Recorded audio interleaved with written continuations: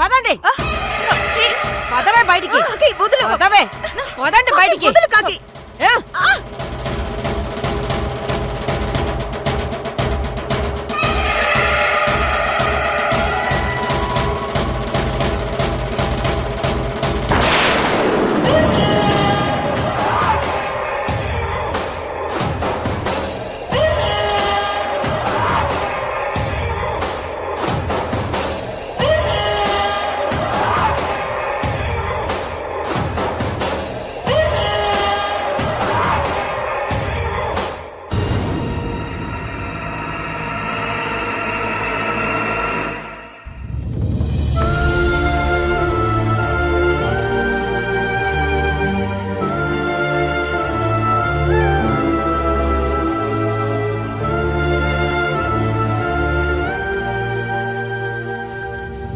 I'm sorry Kaveri.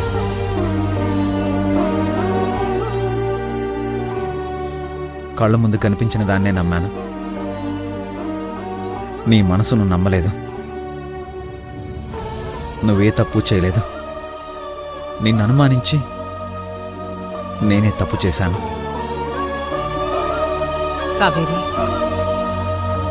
నువ్వే తప్పు చెయ్యవని నా మనసు చెప్తున్నా అర్జున్ చూశానని చెప్పడంతో నిన్ను బయటకు పంపించాను. కాని ప్రతి క్షణం నా మనసులో చిత్రవద అనుభవిస్తూనే ఉన్నాను. నన్ను కూడా క్షమించమ్మా. అయ్యో, అంత మాట అనకండి అత్తయ్య. మీరు నాకు అత్తయ్య కాదు, మా అమ్మతో సమానం. కావేరి, నేను పిలిస్తేనే ఇంటికొస్తాను అన్నావుగా. ఇప్పుడు నేనే చెప్తున్నాను, ఇది నీ ఇల్లు.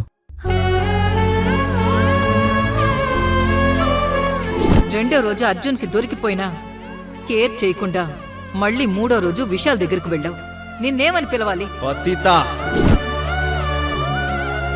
నిన్ను అనుమానించినందుకు నన్ను క్షమించు. అర్జున్ బాబు,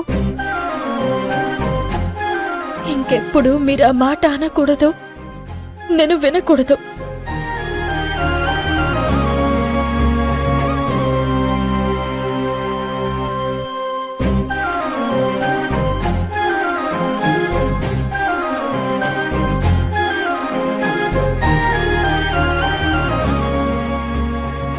అని భగవంతుడు నిన్ను నీ కుటుంబాన్ని చల్లగా చూశాడు. వినాయక చవితిని ధూమ్ధామ్ అంటూ చేయాలా? అవును కాకి, ఆ భగవంతుడే నా కోడల్ని తిరిగి నా ఇంటికి రప్పించాడు. గ్రాండ్గా సెలబ్రేట్ చేద్దాం. కావేరి, మీ ఇంటికి ఫోన్ చేయి. ఇప్పుడే ఈ రోజే మీ ఇంట్లో వినాయక చవితి సెలబ్రేట్ చేసుకుందాం. అలాగే అత్తయ్య.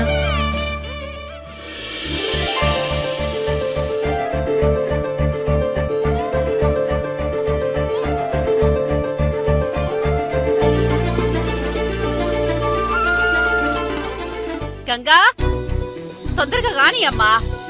ఇంకెంతసేపు చేస్తావు? ఇలా వినాయక చవితి ధూమ్ధామ్ గా జరుపుకోవాలా. అందరూ వచ్చే టైం అయింది. ఆ స్నేహ, శివ ఎక్కడా? వస్తున్నాడమ్మా. ఇవిగో వీటి కోసం మార్కెట్కి వెళ్ళొచ్చాను అత్తయ్య. మంచి పని చేసినావు శివ. సరే, లోపలికి పోదాం పదండి.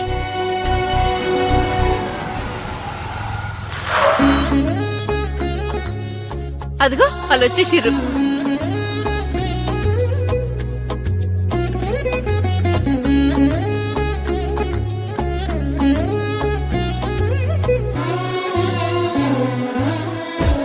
ఇగో పట్టుకో. రండి బోనమ్మా, రండి కాకమ్మా, రండి అర్జున్ బాబు. బోనమ్మా, మీరు మళ్ళీ నా ఇంట్లో అడుగు పెడతారో లేదోనని భయపడ్డాను. కానీ దేవుని దయ వల్ల మీరందరూ మా ఇంటికి వచ్చిండ్రు. రుక్మిణమ్మా, జీవితంలో కొన్ని అనుకోకుండా జరుగుతూ ఉంటాయి. అలాంటి సంఘటనలే మన జీవితాల్లో జరిగాయి. మేం కావేరిని అపార్థం చేసుకున్నాం. అందుకు మమ్మల్ని మన్నించండి. అయ్యో, ఎంత మాటన్నో బోనమ్మా. ఇదంతా మీ అంతట మీరు చేసింది కాదని నాకు తెలుసు. ఆ యమజ వల్ల ఇదంతా జరిగింది. మీ కూతురు నాకు ద్రోహం చేసింది. అది నేను ఎప్పటికీ క్షమించలేను. ఇక నాకు మీతో మాట్లాడాల్సిన అవసరం లేదు. వెళ్ళిపోండి ఇక్కడ నుంచి. నన్ను క్షమించండి అత్తయ్య. లే బిడ్డా, అమ్మలాంటి మిమ్మల్ని అనకూడని మాటలు అన్నాను. అర్జున్ బాబు, నిన్ను అల్లుడుగా నేనెప్పుడు చూడలేదు. కొడుకులెక్కే చూసినా. కొడుకు తప్పు చేస్తే క్షమించకుండా ఉంటానా?